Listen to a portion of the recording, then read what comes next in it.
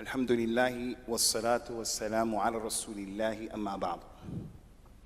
I've been signed a lecture today. It's also, I think, a very important lecture. But I didn't want to again come to you and just sprout out a number of hadith and ayat from the Quran, but I wanted today's lecture to resonate with you people, especially you youngsters, and you go away with some benefit. So I'm going to share with you an authentic hadith, an incident that happened with the Prophet ﷺ's companions. And the hadith is actually in Sahih Bukhari, and Abu Hurairah is the narrator of the hadith. But before sharing that with you, yesterday I gave the last lecture and the place was packed out. And today I'm giving the first lecture. I'm still impressed with the amount of people who are here, because in America, in the UK, in Canada, if we have conferences, we never start at this 9, 10 o'clock in the morning, because you know people are not going to come. So it means start at Dhuhr time. And although it's Dhuhr time, we still get people who come late. So I'm impressed with the fact that you guys came so early. But the point I wanted to make is, there's a hadith that the Prophet told us, sallallahu alaihi wasallam, and I think is imperative that we understand it. He said that the Jannah, tuba li rajulin, may the man go to Jannah, the one who he takes not fasad, jihad in al-Islam, he's making jihad, that we don't apologize for or about, but it's a correct concept of a jihad. May that man go to Jannah who took the reins of his horse, fi sabilillah. His hair was disheveled, not combed, because he's walking in the dust and the dirt. Prophet Muhammad says, sallallahu alaihi wasallam, if they told that man to watch over the soldiers while they slept, you know, the harasa, his job is, when the soldiers and the Muslims sleep, it's his job to stay up and make sure nothing happens. He's not fighting in the jihad. He's just watching and protecting the Muslims. If they told him, you got to go get the water, that's your job. You go get the water and you give it to the soldiers. If they put him in the front of the army, in the back of the army, it's all the same. Tuba for that man. Now the benefit of the story, or the benefit of the hadith, is that the Muslim has to get in where he fits in. It can't be difficult. She can't be difficult. I'm going to insist I want to go last for both of the days, because I want the majority of the audience. Whether they put me last, whether they put me first, put me in the middle, it's not my job except to do what I came to do. And it has to be like that with our marriages, with our families, this organization, Journey of Faith. We have volunteers, we have people who are in charge, whatever the situation is. If you're in the front, you're in the back, you're on the side, you're pouring the water, you're driving a car, everybody has something to do, so everybody has to get in where they fit in. And don't be a difficult person and demand it. As it relates to the hadith, I want to tackle this issue of being kind and gentle with an incident that happened with the Prophet's companion, sallallahu alaihi wasallam. There was a man by the name of Usamah ibn Uthal. Many of us know this companion, and we know his story, and we know his hadith, but many of us never heard of the companion Usamah. May Allah be pleased with him. Usamah. I'm going to say it, and I want you to repeat it after me, because I want you guys to get it. And this is not the dhikr, you know, the dhikr like that. It's just for ta'aleem. Usamah. Try one more time, guys. Just want to make sure you know. Usamah. Usamah. His name is Usamah. His name is not Obama, and it's not your mama. Usamah ibn Uthal. May Allah be pleased with him. This man was an enemy to Islam, and he was a powerful man, and he was the chief of his people. His people, the tribe of Bani Hanif. And if you accepted al-Islam from amongst his people, he was tough. He would take a person, if he found that you became a Muslim, he would tie your 4 extremities up to 4 horses and send them in 4 different directions until your arms, your legs were disconnected from your torso. And they didn't leave you like that to bleed to death. They would grab you and drag you over hot burning coals. And then they would make the community look at what happened. So that made people afraid of embracing Islam. So he was one of those people who used to try to stop people from embracing Islam by power and by force. He was extremely hostile. And he had killed a number of companions prior to that from his tribe, radiyallahu anhu. He decided to make umrah. He was a kafir, but he was going to make umrah. And that's because the kuffar of Quraysh, they used to believe in Allah. They used to believe in Allah, but they believed in Allah the wrong way.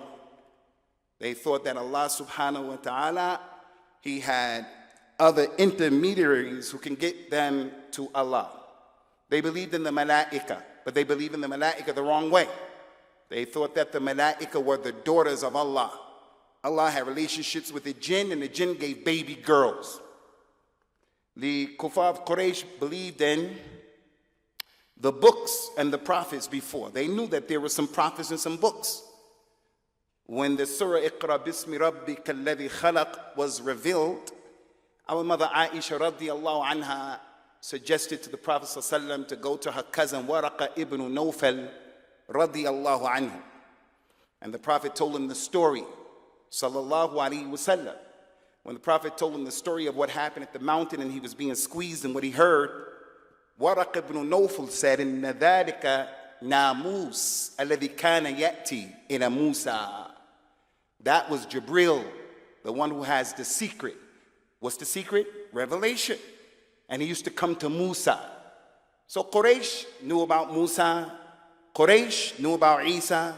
Quraysh knew about Salih, who didn't live far from them. Quraysh knew about Ibrahim and Ismail, salawatullahi wassalamu alayhim ajma'in. So they believed in some of these arkan, but they believed them in the wrong way. But one thing they did not believe in, they didn't believe in Yawm al-Qiyamah. They couldn't get their heads around al-Iman bil Yawm al-Qiyamah. And they used to make istihza and make fun, and they used to ridicule the Prophet for believing in Yawm al-Qiyamah and giving dawah to Yawm al-Qiyamah. But the Prophet never stopped because the non-Muslims made fun of him or the non-Muslims didn't like what he was saying. And that takes a lot of courage for a person to be laughed at, like some of us who embrace Islam. Some of our relatives, they make jokes at you. Don't be too quick to leave Islam or to become weak in your deen or your dawah, because this is how it is. Anyway, this man, Usamah, he was on his way to perform umrah as a kafir. So the Prophet ﷺ used to teach a lesson, and it's an important lesson in our lives. It is called al-ittikhad bil-asbab. He used to take precautions. He used to tie his camel. He wouldn't just drive fast and say, I'm going to rely on Allah. No. Put your seatbelt on. You drive within the limit. You take precautions. Someone wants to marry you. You have to go and check him out and find out what his background. Before getting married, you should go get a medical check, if there's cause for that. He used to take precautions. He didn't throw all of his worries to the wind and said, I'm just going to rely on Allah. He showed us that throughout his life. So in doing this, what did he do? He used to send a group of his companions, a cavalry, 20 men, 30 men, go to the outskirts of Medina and make sure we're safe. If you see anything dodgy, funny, deal with it, or come back, let us know, and we'll get more men, we'll deal with it. So he sent a cavalry of men. They went out. They saw Usamah ibn Uthal on his way to Mecca to perform Umrah. They caught him, and they brought him to Al-Medina. When the Prophet came, he saw him. He said to the people, do you know who that is? You caught Usamah ibn Uthal. Tie him up to the pillar of the masjid. Tie him up to the pillar of the masjid. After they tied him up, you got to remember, Usamah had killed some of the relatives of the companions. So as they were walking with him in the masjid, not a single companion dared to take the law into his own hands. and to get revenge. This man killed my brother, my mother, my father, my cousin, and he's just going to go and get revenge and take the law in his own hands. If somebody comes into your house, you have every right in every law to protect yourselves and your families. But in Islam, to take your law in your own hand is a big problem. I remember when I came to Nairobi the first time, maybe 8, 9, 10 years ago. I don't know how old my boy Muawiyah is. It must have been 10 years ago. I don't know. And in this area downtown, in this business district, it was really bad, really bad. And me being a foreigner, I didn't know how the area was. But coming from where I come from, I know crime and I know criminals. I can see them from a mile away. My wife had her phone, and somebody came and snatched that phone and tried to run off. And I caught that guy. And I opened up a big can of whooping on him. I mean, it was a big can, and I had evil intent. I couldn't believe he did what he did. Now, I'm not here to share with you my sins. I'm here to tell you what happened, because there's a point. I opened up a big can of whooping on him. And the people came and, he bit off more than he can chew. But because the people saw what happened, nothing happened. Even when the police came, he got in trouble. One of the people told me, that guy is fortunate. I thought he was saying he's fortunate because he wasn't in a permanent coma. He didn't die. He said, nah, he's fortunate because in our community, if you steal something, the people will say, thief, thief. And as he runs, they'll keep saying that. They catch him, put a tire on him, put some kerosene on him, and set him ablaze. It's not permissible in Islam. That type of community revenge. Can't do that in our religion. Even if the criminal is a bad person, because if we did that, it would be lawlessness. And anybody can come and say, he did this, he did that, and we'll be burning and killing people left, right, and center. So none of the companions stood up to kill him. None. They watched him. He got tied to the masjid. Some time went by, the Prophet went to him, sallallahu alaihi wasallam, and he said to him, listen to this, Ya Thumama, Mada indak? Hey Thumama, what's your situation? Thumama, what you got to say for yourself? Mada indak? You was tough guy the other day, the other month, you were rough and tough, you were killing everybody. I got you now. What you got to say? He said, Ya Muhammad, remember this. يا محمد إن تقتلني تقتل ذا دم وإن تنعم على الشاكر وإن أردت المال فسل ما بدا لك تعطى. Hey Muhammad, if you kill me, you decide to kill me, you'll kill someone who has shed blood. I kill some of your people. Eye for an eye. You're just if you kill me. But if you let me go, I'll be shakir, very thankful if you let me go. And if you want money, you want to ransom me, name your price, whatever price, you'll get it. Without saying another word, the Prophet left him. Didn't say anything else. Didn't tell him the aqsam of Tawheed are 3. The arkan of al-Islam are 5. The arkan of al-Iman are 6. He didn't say anything, just walked away. Told his family, milk an animal and feed Thumama. They milked an animal, they brought it to Thumama. He drank the first bowl in one go. They looked at him, they were amazed. They gave him another. He drank 7 bowls of milk until he acted like he was okay. And they left him there that whole day, tied up to the pillar of the masjid, watching the people. The next day, the Prophet came to him again, sallallahu alaihi wasallam. And he said to him, like he said the previous day, Thumama, what's your situation? What you got to say for yourself? Thumama said, the same thing I told you yesterday, Muhammad. If you kill me, you'll kill someone who killed people. If you let me go, I'll be thankful. Want money, I'll give you all the money. Just name your price. Prophet Muhammad let him go. Told his family, feed Thumama. The same thing happened. 7 bowls of milk. The 3rd day. Thumama, what's your situation? Muhammad, I told you the last 2 days. Same thing, Muhammad. You kill me, and he went through it. Prophet Muhammad said to the companions, sallallahu utruku Thumama, let this man go. That's kindness.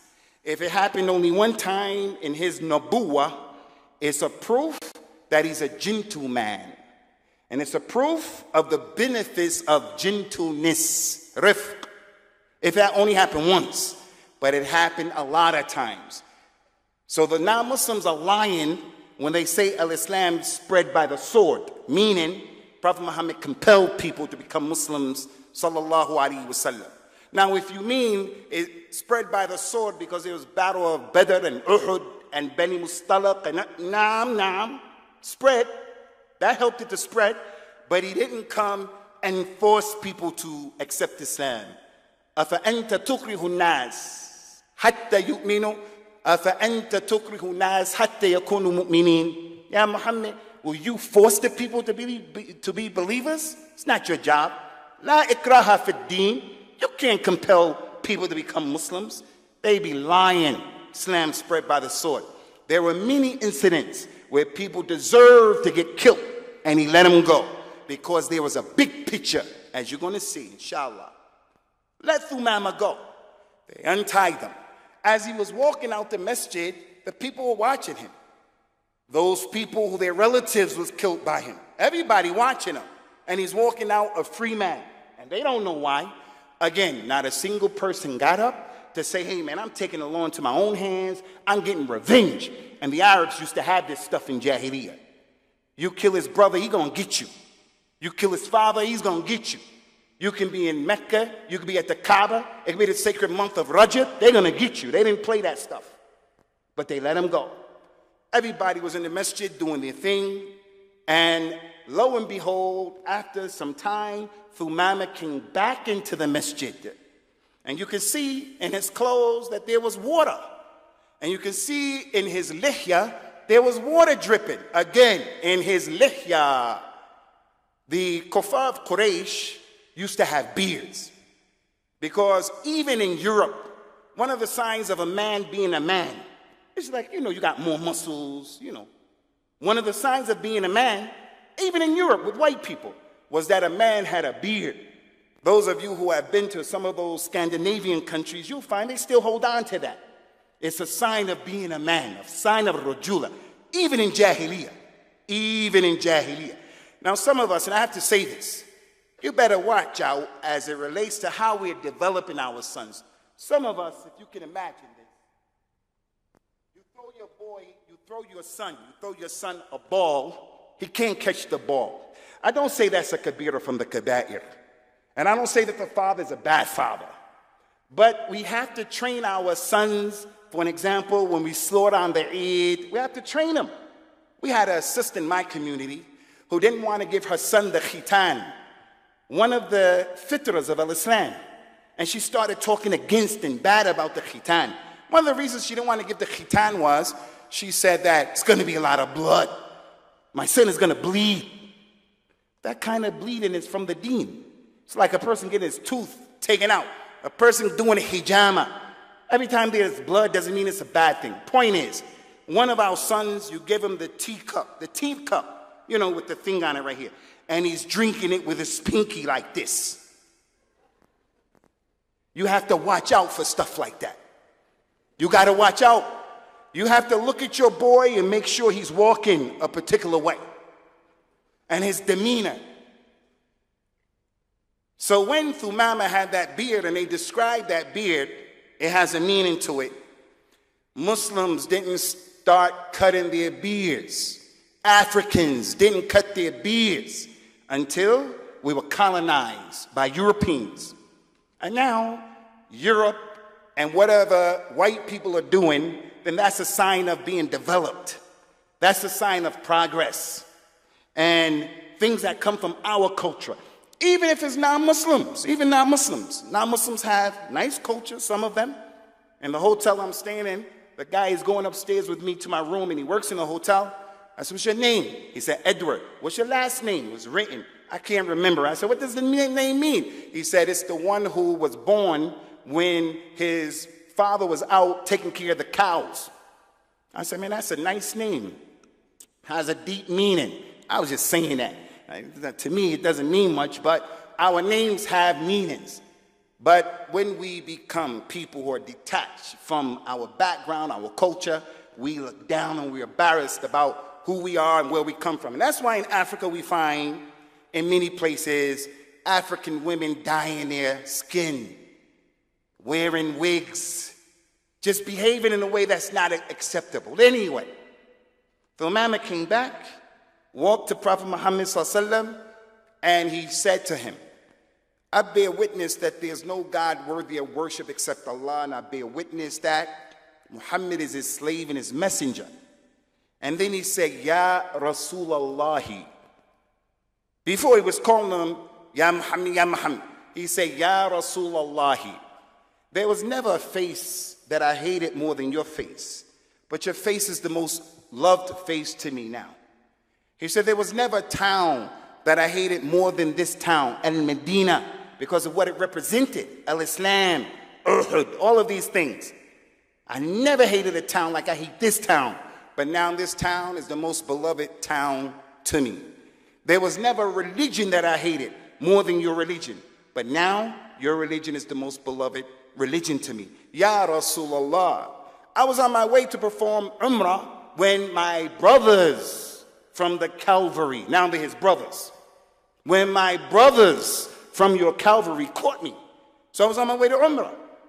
What should I do? Prophet Muhammad gave him glad tidings, sallallahu, and he told him, complete your Umrah.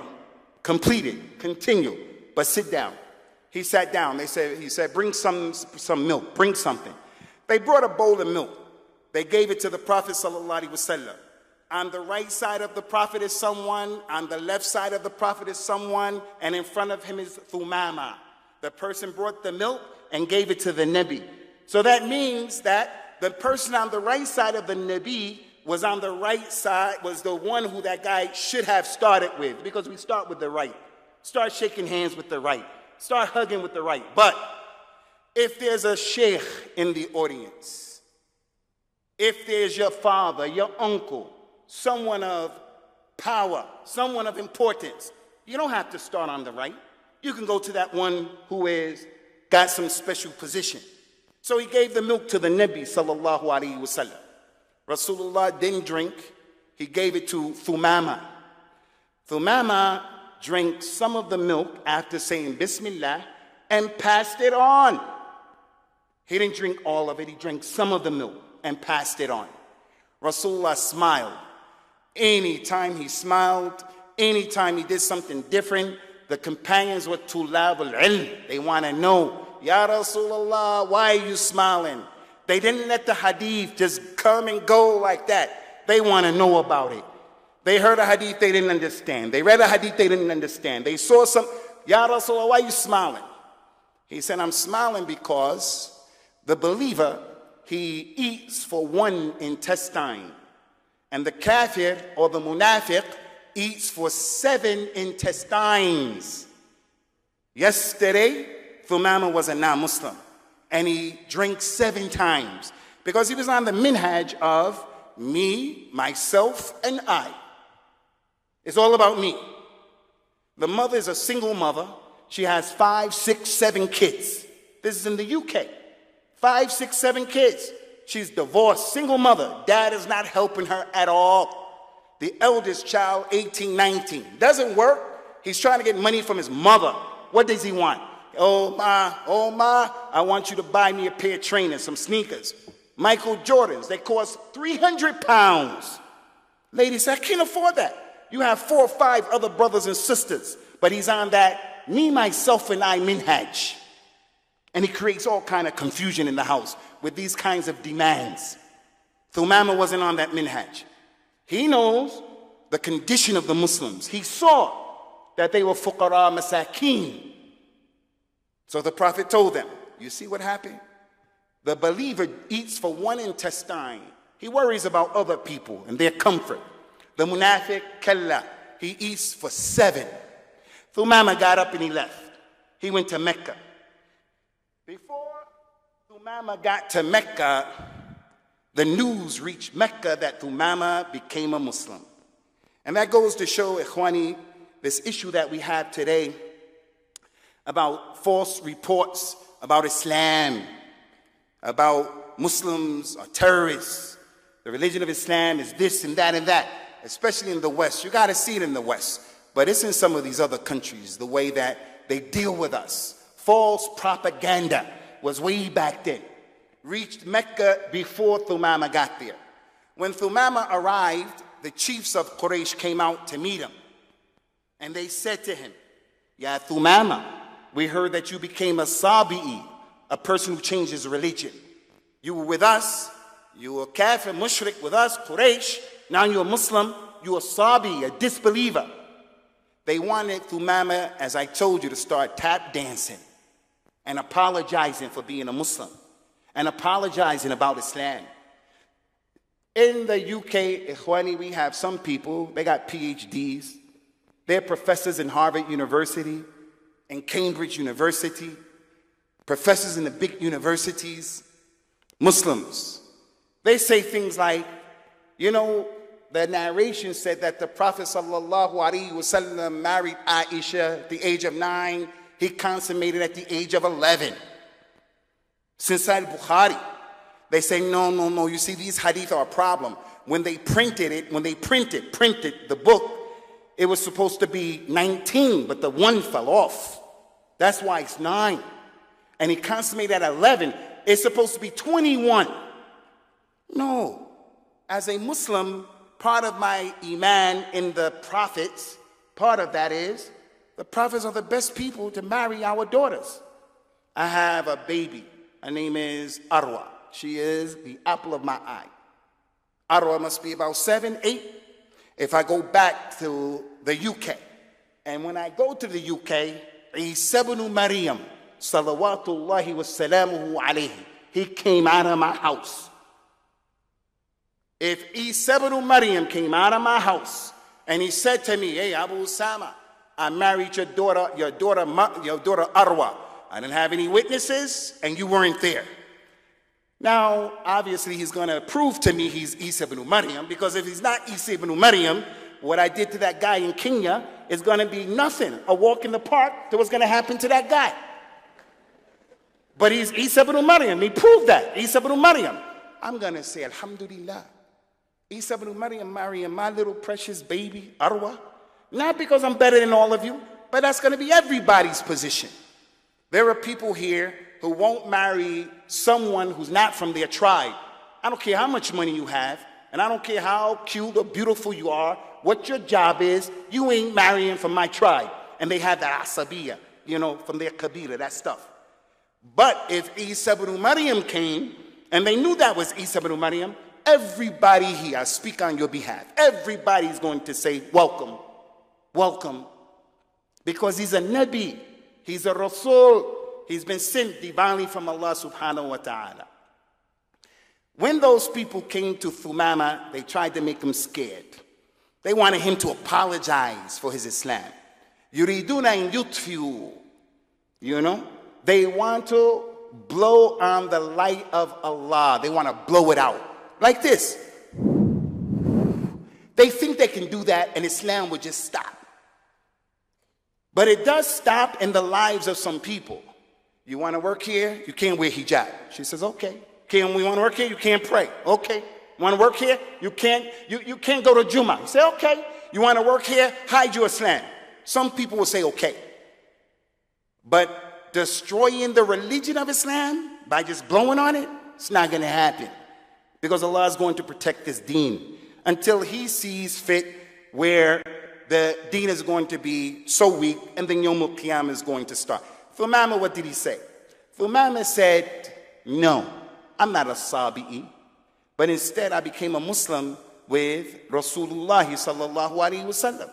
And I swear by Allah, there will not come to you 1 grain of wheat for my people unless Rasulullah said it's okay. And then he put an embargo on Quraysh. Now look what happened. It doesn't stop here. The shabab, the youngsters of Quraysh, the non-Muslims of Quraysh, they didn't like what Usamah did. You think you're going to come all the way here to Mecca and make tawaf and umrah despite us? You think that's going to happen? They took out their swords and they got ready to shoot Usamah. the youngsters, the shabab, who can't see beyond their noses. So the elder people, Abu Lahab, Abu Jahl, the elder people came. Hey, Ikrimah, hey, what you people getting ready to do? They said, nah, we're going to blast them. We're going to shoot them. They said, that's Usamah from Bani Hanif. We don't want any problems with Bani Hanif. Not only do we trade with them, but Bani Hanif, they don't mess around. We don't want to fight Bani Hanif. So they stopped the youngsters. You youngsters, I can't impress this upon you enough. You are never, ever going to find a 65, 70-year-old sheikh or sheikha blowing themselves up or blowing innocent people up. Never going to happen. Because he has enough aql, she has enough aql to know that's not acceptable in the religion of Islam. The youngster, 17, 18, 19, 20, 21, he meets a girl from another tribe. He may be the perfect guy for that girl, but the family doesn't want it. And the family is wrong. They're racist, tribalism. The girl decides to run off with the boy. No, that's not what you should do. You're young. That's why you're making that decision. If you run off with that boy, if you run off with that girl, but especially the girl, if you run off with that boy and it happens that you get divorced, your family may not take you back. If you run off with that boy and you get married, your family doesn't want to hear from you during the time of their Eid. When you have a baby, your sister, your mother, they ain't coming to help you. So I have to say to our youngsters, listen, in the battle of Khaybar, big battle, Khaybar. It was not far from Medina where the Jews lived. There was two men after the battle. They came. The man found his brother dead. Someone killed him. The younger man out of the two. He found his brother dead. They went to Medina. His brother was murdered, he began to tell the story. Ya Rasulullah, we just came from Khaybar where my brother... Rasulullah didn't let him finish. He did his hands like this. Kabbir, kabbir. Let the older one talk. Let the older one speak. And it was his brother. But we have to give respect to those people who are older. He says, sallallahu alaihi wasallam, al-barakatu ma'akabirikum. The barakah is with the elders. Does that mean that the way some of the elders think is correct? They don't have any vision, some of them. They're cultural and traditional, and they don't want to wake up and smell the coffee. This is 2017. A man and a woman, husband and wife, bring their family to the UK. They've been in the UK for 15 years, 20 years, 30 years. The child has grown up in the UK. He doesn't speak Somali, doesn't speak Swahili. He doesn't speak Somali, Swahili, Arabic, doesn't speak Urdu. But the parent wants to send him back to Afghanistan to marry his cousin. And he doesn't speak the language, and they don't know each other. We have some elders like that. So I'm not here to say the way the elders think is always correct. I'm not here to say that. But what I am here to say is, elders, I don't care how much knowledge you have. You memorize the Quran, youngster. You memorize and you read this and you read that. There's no substitute for experience. So respect the elders. The elders in Islam have a special position. Anyway, this man, Usamah radiallahu anhu, he made this tawaf and he went back. Those people started dying from the drought. They started dying from Mecca. They wrote a letter, sent an emissary to Medina. Ya Muhammad, you are our cousin, we're your relatives. Lift the embargo. Prophet Muhammad lifted the embargo. And more of the people of Quraysh became Muslims as a result of that. And also, when Usamah went back to his people, Bani Hanif, all of them became Muslims. All of them. So the hadith and the incident shows many things.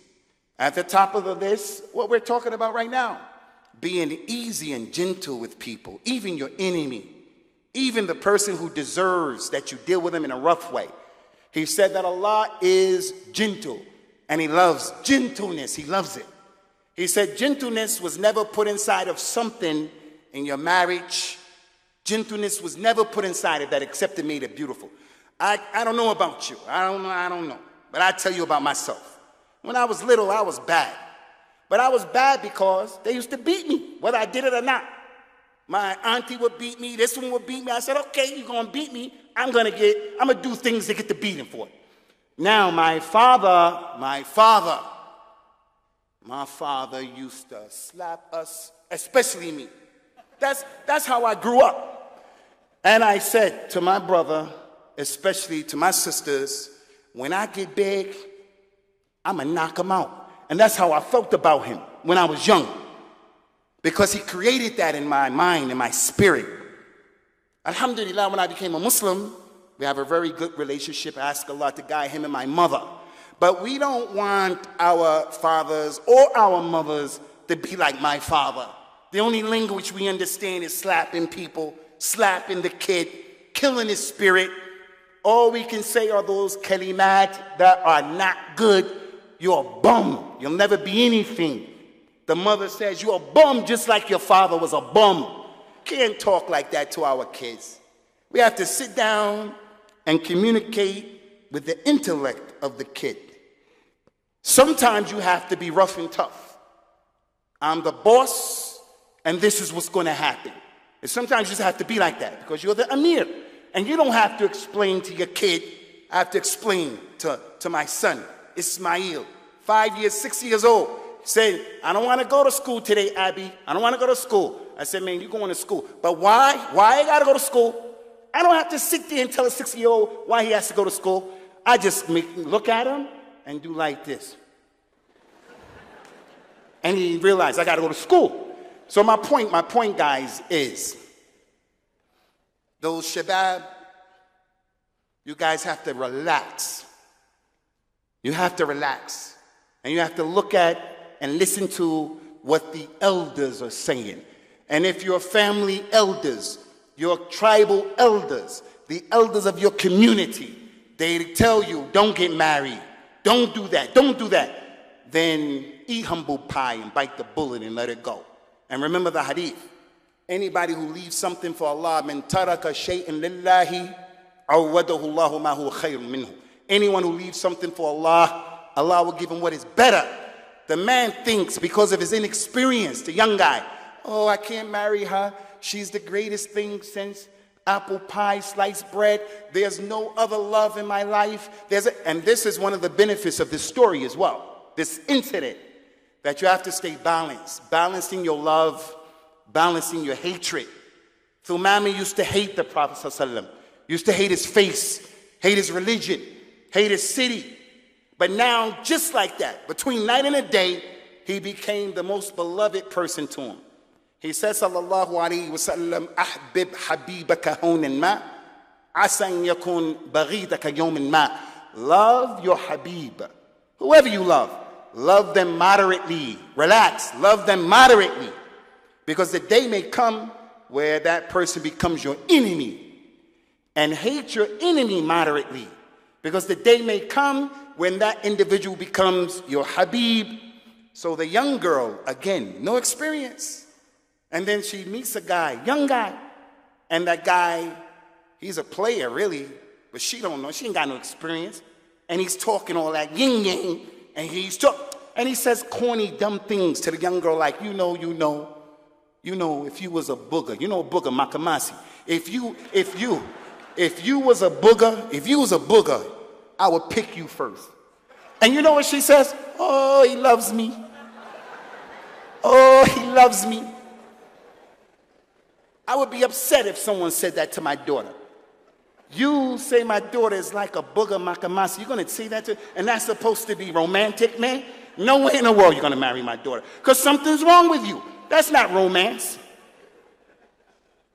But if the girl was moderate, not extreme, ready to leave her house, ready to give up the love, the protection of her mother and her father and her family because she swears this guy loves her. No, you're not moderate.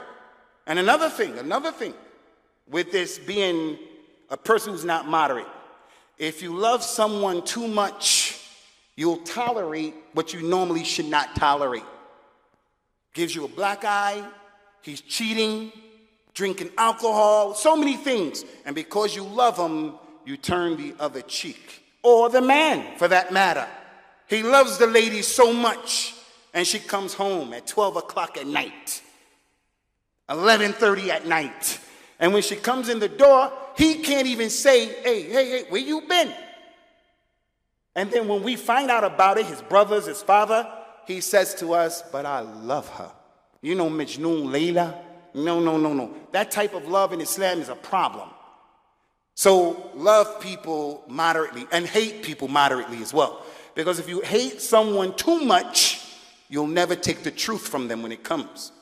You know the clock that's broke is stuck on 12 o'clock. It's broke. That clock is going to be correct 2 times every day. No one is always wrong, and no one is always right. But if you hate someone a lot, you love someone a lot, he's always right or always wrong, depending upon what your view is and your position concerning that issue. But look at this, Ikhwani, and I'm almost done. People have to let me know. I don't have a watch, a clock. I don't know what time it is. From the benefits of this hadith, it shows the wisdom and the importance of wisdom in our lives and in a dawah especially. Allah gives wisdom, hikmah, to whoever he wants. وَمَنْ يُؤْتَ الْحِكْمَةَ فَقَدْ أُوتِيَ خَيْرًا كَثِيرًا. If he gives you wisdom, you've been given a lot of good. A lot of good. There are some people from amongst us, they will never get into a fight because they're wise. They know how to diffuse a situation. They know how to diffuse it. There are people from amongst us, if we have drama between ourselves, we have to get that person and get him involved because he has wisdom. She has wisdom. The lady wants to get a divorce. The daughter wants to get a divorce. But there is a lady from her relatives who is Hakima. She sits that girl down.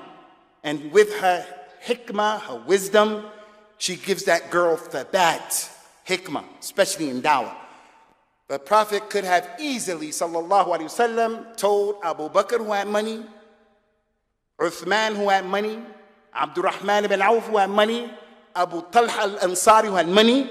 He could have easily said, give me some money, I want to build a little prison for the prisoners. And I'm going to put all of them in this place. He put him in a masjid. Why did he tie Thumam in the masjid? Why? I'm going to tell you why, inshallah. But first, I don't want you to miss this point.